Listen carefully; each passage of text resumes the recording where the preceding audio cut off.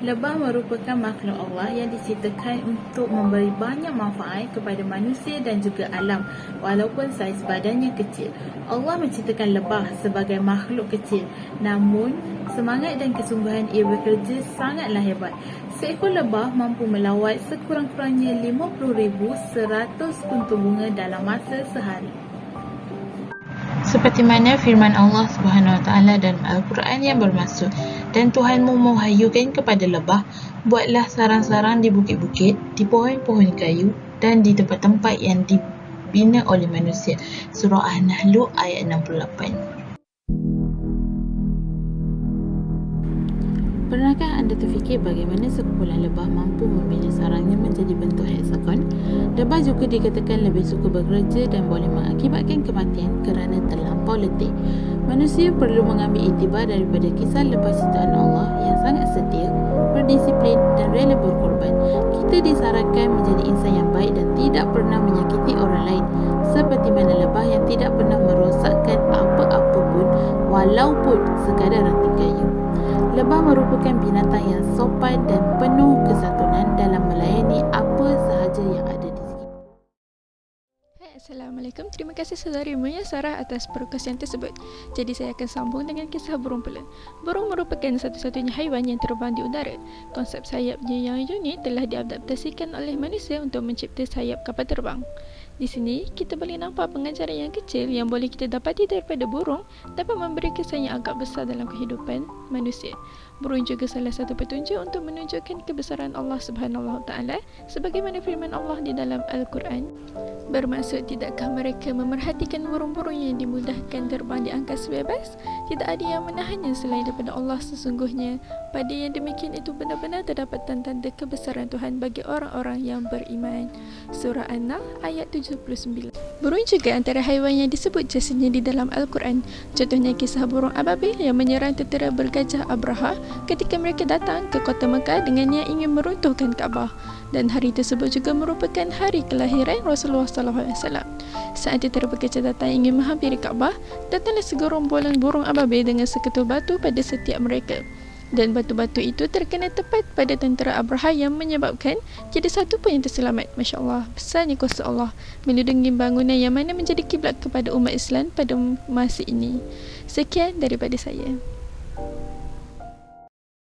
Saya pula akan menerangkan tentang kisah haiwan yang mendapat kedudukan istimewa dalam Al-Quran, iaitu lembu. Lembu merupakan haiwan yang istimewa kerana kisahnya sering dikaitkan dengan Nabi Musa AS dan juga kemungkaran kaum Bani Israel pada zaman dahulu. Bukan itu sahaja, terdapat satu surah yang diabadikan dengan namanya dalam Al-Quran, iaitu surah Al-Baqarah yang bermaksud lembu betina. Lembu mempunyai manfaat dalam kehidupan manusia. Hal ini kerana dagingnya boleh dijadikan sumber makanan, manakala susunya pula boleh dijadikan sumber minuman yang berkhasiat untuk manusia. Menurut surah An-Nahl ayat ke-5 yang bermaksud, dan haiwan ternakan telah diciptakan olehnya untuk kamu, padanya ada bulu yang menghangatkan dan berbagai manfaat, dan sebagainya kamu makan. Jelas daripada perkataan wa minha ta'kulun itu bahawa lembu yang merupakan salah satu kategori haiwan ternakan ini boleh dimakan dagingnya. Daging lembu merupakan sumber protein manusia. Menurut ayat ke-66 dari surah yang sama yang bermaksud, dan sesungguhnya pada haiwan ternakan itu benar-benar terdapat pelajaran bagi kamu.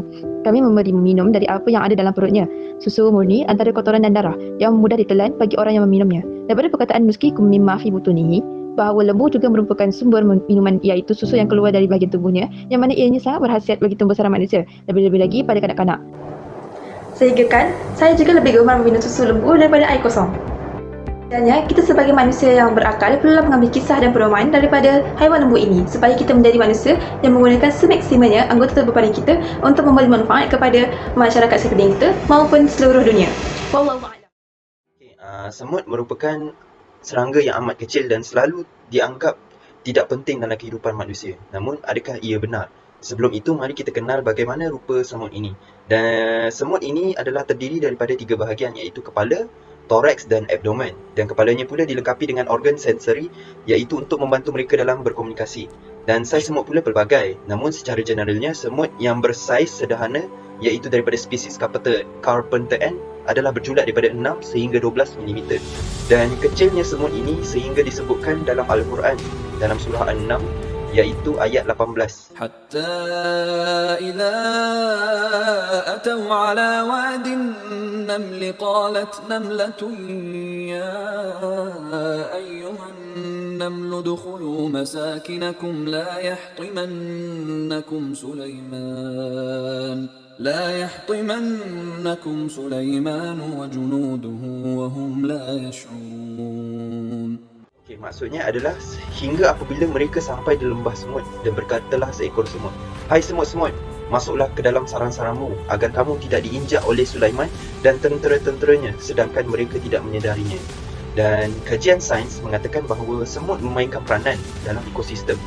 Sebagai contoh, semut digunakan sebagai bioindikator dalam penilaian hutan, seperti jikalau berlakunya kebakaran hutan, gangguan terhadap tumbuh-tumbuhan ataupun penambangan hutan. Selain itu, semut merupakan antara pemangsa kepada serangga-serangga lain sekaligus memastikan serangga-serangga perosak lain dalam kuantiti yang rendah.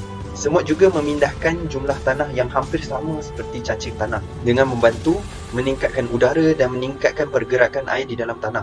Okey, semut juga penting dalam memberikan nutrien kepada pokok-pokok di dalam hutan. Dalam hal ini, apabila terdapat bangkai-bangkai haiwan di atas tanah, mereka akan membawa cebisan-cebisan bangkai tersebut di dalam sarang mereka untuk dijadikan sumber makanan kepada mereka sekaligus membantu untuk membersihkan lantai-lantai hutan di samping memberikan nutrien kepada pokok-pokok di sekelilingnya.